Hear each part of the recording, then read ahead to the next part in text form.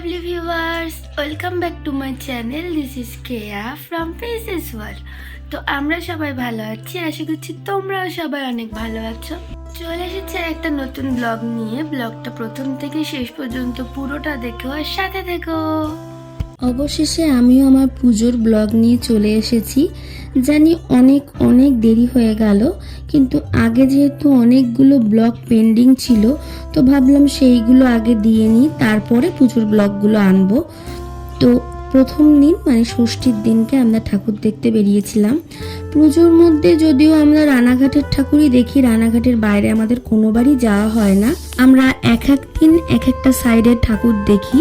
সেই রকম প্রথম দিনকে আমরা গেছিলাম ওপারের ঠাকুর দেখতে, মানে রেলের গেটের ওপারে যে ঠাকুরগুলো হয় সেইগুলো দেখতে। তো কোনটা কোন পাড়ার প্যান্ডেল সেইটা আমি বলতে পারবো না, কারণ আমি খুব একটা কোনটা কোন পাড়া চিনি না।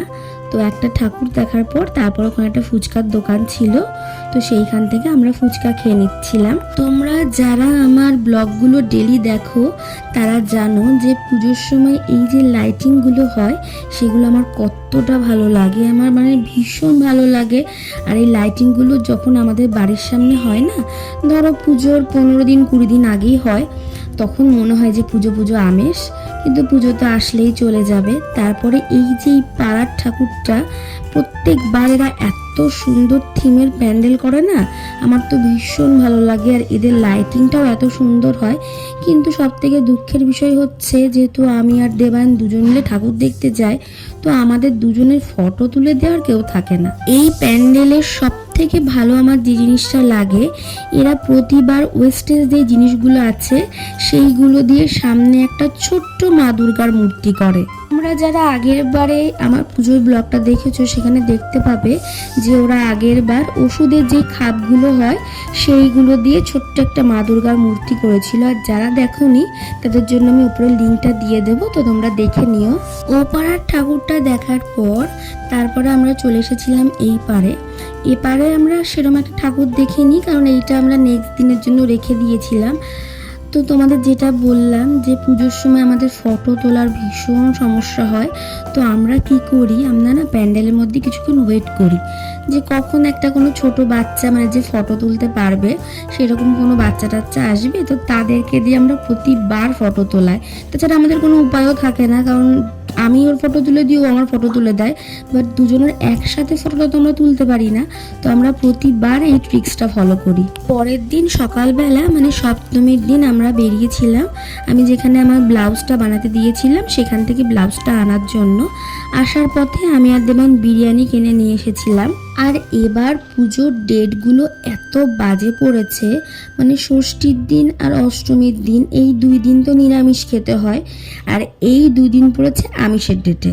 আর যেই 2 দিন আমিষ খাওয়া যাবে মানে সপ্তমী আর হচ্ছে নবমী, এই 2 দিন আবার পড়েছে নিরামিষের ডেটে। বৃহস্পতিবার যেহেতু সপ্তমী পড়েছিল, সেই দিনকে আমার মায়ের আবার গুরুবার, সেজন্য মা মেনেছিল, আমরা আর পুজোর দিনকে মানতে পারিনি। ওই দিনকে আমরা বিরিয়ানি খেয়েছিলাম। কিন্তু নবমীর দিন যে দিনকে লোকে একটু খাসির মাংস খায় সেই দিনটা পড়েছিল শনিবারে, আর আমি তো ভীষণ শনিবারটা মানি, যাই হয়ে যাক আমি ওই দিনকে একটু আমিষ খাই না। তো ওই দিনকে আমরা সবাই নিরামিষ খেয়েছিলাম। সন্ধেবেলার দিকে আমরা আবার বেরিয়েছিলাম, মানে সপ্তমী সন্ধেবেলাতে ঠাকুর দেখতে। আর তোমরা যারা রানাঘাটে থাকো তারা তো এইসব প্যান্ডেলগুলো দেখে বুঝতেই পারছো যেগুলো কোন পাড়ার প্যান্ডেল। এই পাড়ার প্যান্ডেলটাও বেশ সুন্দর করেছিল। প্যান্ডেলটা সুন্দর করা যতটা ইম্পর্টেন্ট, লাইটিংটা সুন্দর করা তার থেকে মনে হয় বেশি ইম্পর্টেন্ট, কেন লাইটিংয়েই প্যান্ডেলের সৌন্দর্যটা ভেসে ওঠে। পুরো যে থানাপাড়ার রাস্তাটা মানে ওই কোর্টের সামনে যে রাস্তাটা, সেই রাস্তাটা পুরোটা ওরা কভার করে যেহেতু প্যান্ডেল করে, তাই এরা অনেক রকম জিনিস করতে পারে। আগের বার শারদ সম্মানে এই ক্লাবের প্যান্ডেলে মানে স্টেজ যেটা ছিল সেইখানে আমরা আমাদের জাজদেরকে সম্মানিত করেছিলাম, তো তার একটা ছোট্ট মেমোরি এই প্যান্ডেলে আছে, সেই জন্য এই প্যান্ডেলটা একটু স্পেশাল।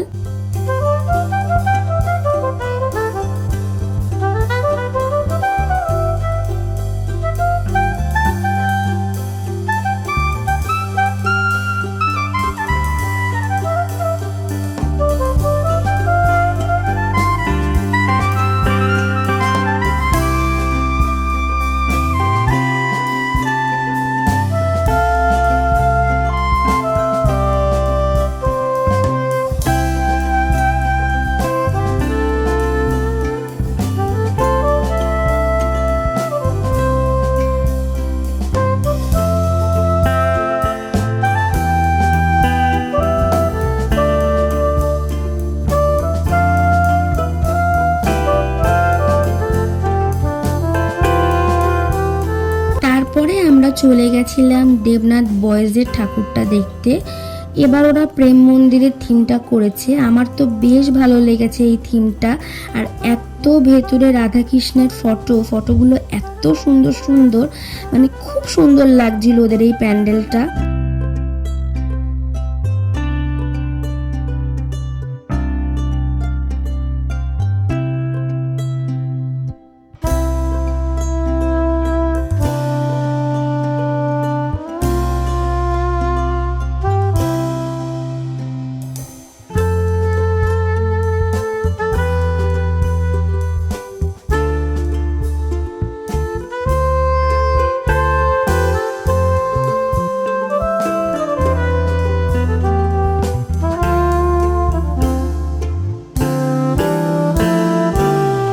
ওই প্যান্ডেলটা দেখার পর তারপরে আমরা চলে এসেছিলাম আর একটা প্যান্ডেলে। যত সম্ভব এইটা মনে হয় ওই ভারতী স্কুলের ওইখানে যে প্যান্ডেলটা হয় সেইটা, ঠিক আমার মনে নেই। তোমাদের যদি কারো জানা থাকে তো আমাকে জানিও সেটা কমেন্টে। ষষ্ঠী আর সপ্তমী ব্লগটা আমি এখানেই শেষ করছি। আশা করছি তোমাদের ব্লগটা সবার ভালো লেগেছে। ভালো লাগলে একটা লাইক কমেন্ট শেয়ার করে দিও। যারা এখনও আমার চ্যানেলটাকে সাবস্ক্রাইব করোনি তারা আমার চ্যানেলটাকে তাড়াতাড়ি করে সাবস্ক্রাইব করো। আর যারা ফেসবুক থেকে দেখছো তারা আমার পেজটাকে ফলো করে দিও। Thanks for watching.